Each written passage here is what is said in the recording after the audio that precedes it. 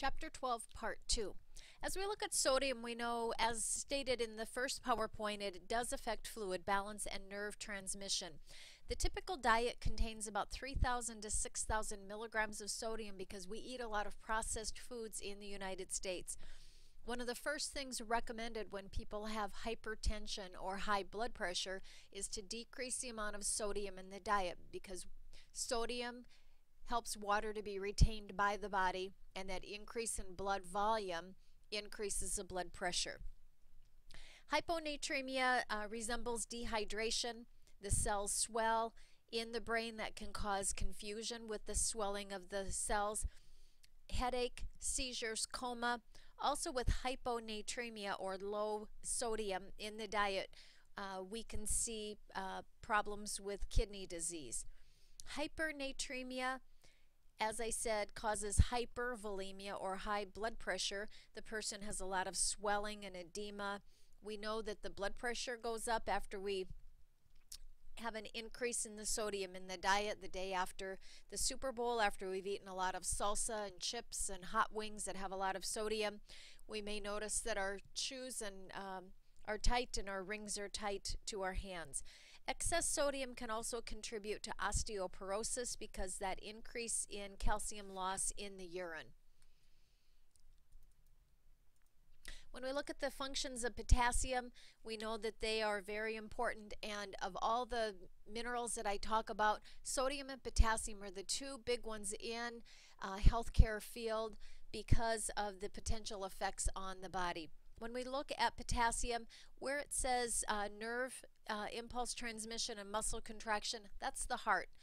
Many of your older people, many of your people that take a diuretic causes potassium to be lost in the urine naturally. And so many of your people on a diuretic will be encouraged to either have a higher source of potassium in the diet, such as a banana a day, to increase potassium levels, or they will take a potassium supplement.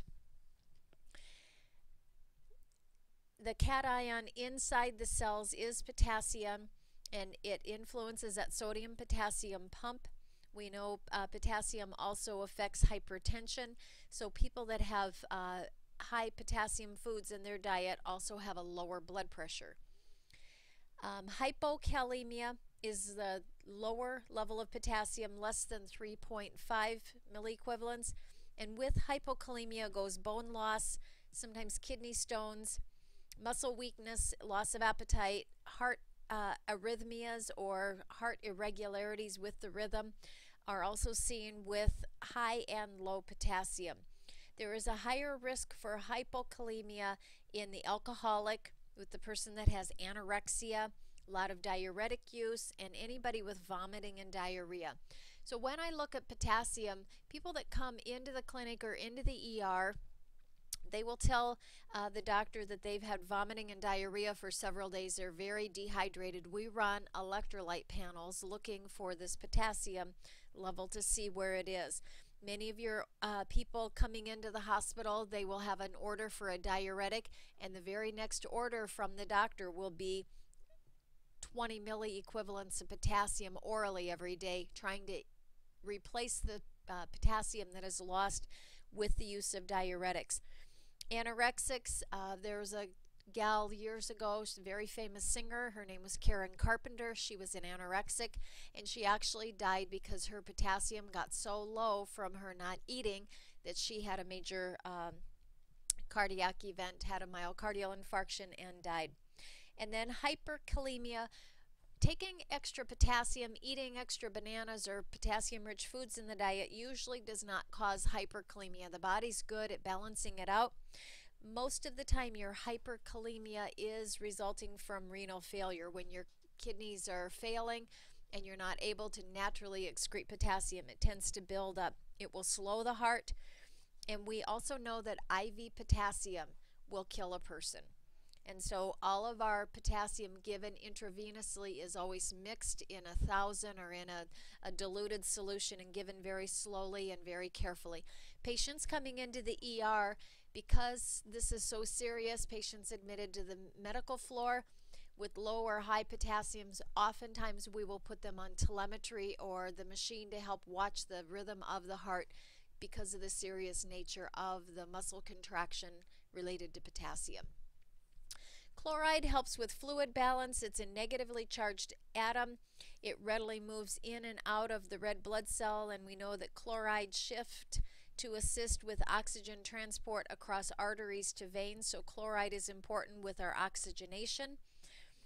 Sodium chloride in the blood, sweat, tears forms kind of that salty taste. If you ever, lick your skin and taste sweat, you will notice the salt and chloride in that. And then we know that hypochloremia is usually caused from vomiting or loss of hydrochloric acid. Somebody that has a nasogastric tube down, we're pulling all of the fluid and acid out of the stomach, would it be at higher risk for a chloride deficiency or hypochloremia. Calcium, very important for bone strength. It's stored in the bones. About 99% of calcium is in your bones, 1% in the blood. We can do a calcium level blood work, and sometimes that will help us to know the health of that person. We know the body contains more calcium than any other mineral, and it helps to prevent hypertension. So drinking a glass of milk, eating calcium-rich foods helps to lower blood pressure. We also know calcium in the diet helps decrease the rates of colon and breast cancer, helps with weight control, and decreases the chance of kidney stones. A lot of people have a misinformation or believe the myth that drinking too much milk causes kidney stones, but everything in moderation. We know bones build until about age 30. With weight-bearing exercise, that helps to strengthen bones, and calcium in the diet is very important to help build that strong bone mass until the age of 30, and after 30 to maintain the strong bones that have been built. When we look at regulation of calcium, we know that it is an interplay between vitamin D, some of the hormones like the parathyroid hormone, and the calcitonin. Our target tissues are the small intestine, kidney, and bone. As we look at regulating the intestinal absorption of calcium, the bone calcium is released when we don't have enough calcium in the diet because it has to keep that balance. So if you don't eat enough calcium in the diet, it actually pulls it out of the bone, making that predisposed to osteoporosis. Vitamin D increases intestinal absorption of calcium. That's why when you look at your milk carton, you'll notice it's vitamin D enhanced milk. That's because vitamin D helps calcium, they're best friends, and they help each other to get absorbed through the small intestine.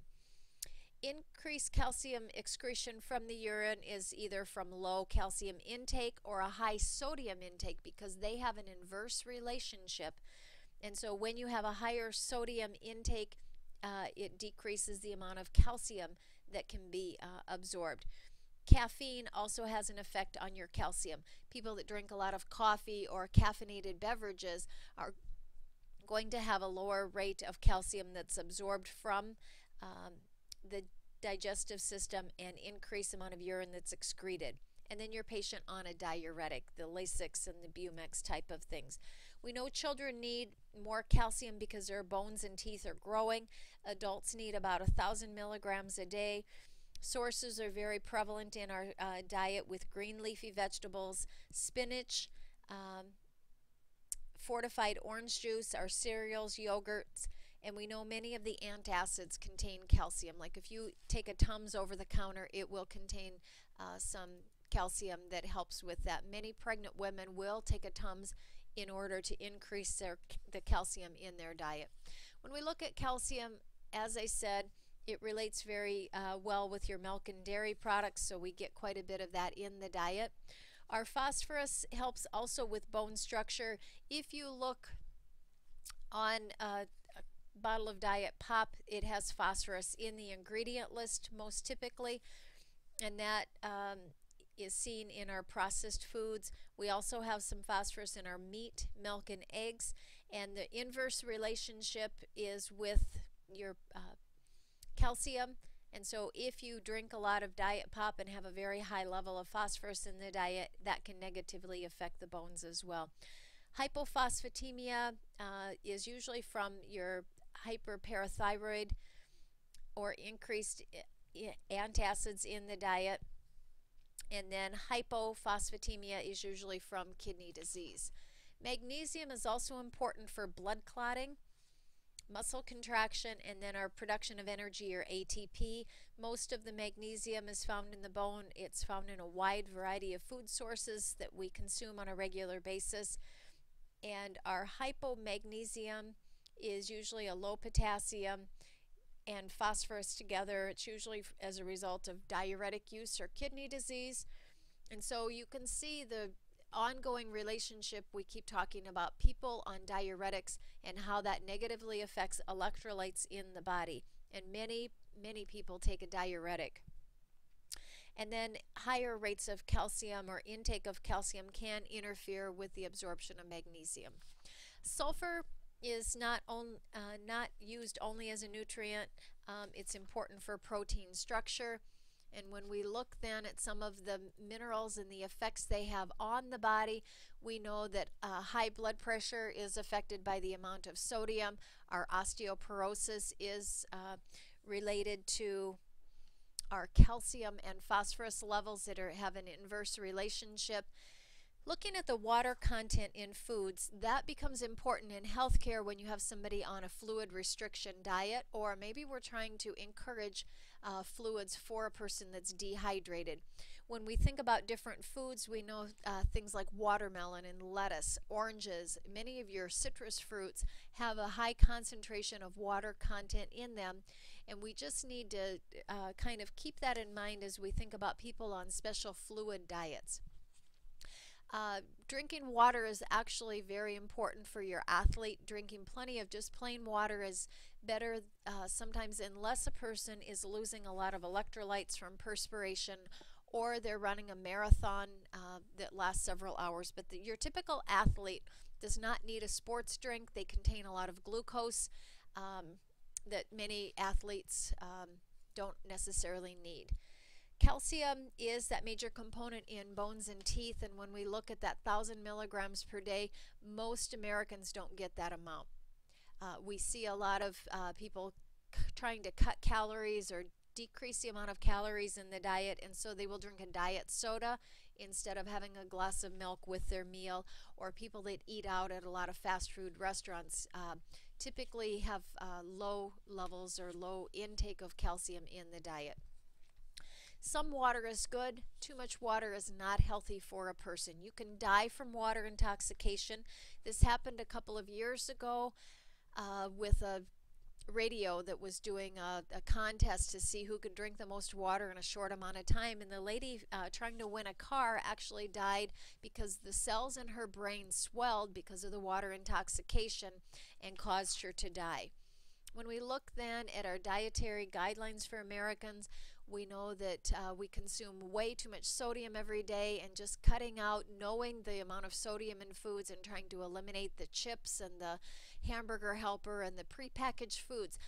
Sodium is put in foods to lengthen the amount of shelf life that food has, and so things that can be on the shelf in the store for a long period of time typically have a lot of sodium. Open up a box of crackers. Cheez-It crackers are very high in sodium, as are many of the cookies that sit on the shelf. Your canned soups, very high in sodium. So people with high blood pressure need to really limit the amount of sodium in their diet and need to get very good at reading labels so that they can get their blood pressure lower. And then our sources of sodium, as I said, look at the label. Things like ramen noodles, very typically eaten by college students because they're very inexpensive, are very, very high in sodium. I know a boy in junior high that got a note from the school nurse saying he had high blood pressure. They came in and started looking at the diet and found out this kid ate ramen noodles every day after school because his mom worked, and it was something he could cook and make on his own to fill him up until supper. And that was the source of sodium. Once that was eliminated from the diet, his blood pressure went back to normal. When we look at bananas, they are an excellent source of potassium. They are a very good source of carbohydrate. That becomes a problem for the diabetic that has to do the carb counting. So we look at foods in both lights of positive and negative.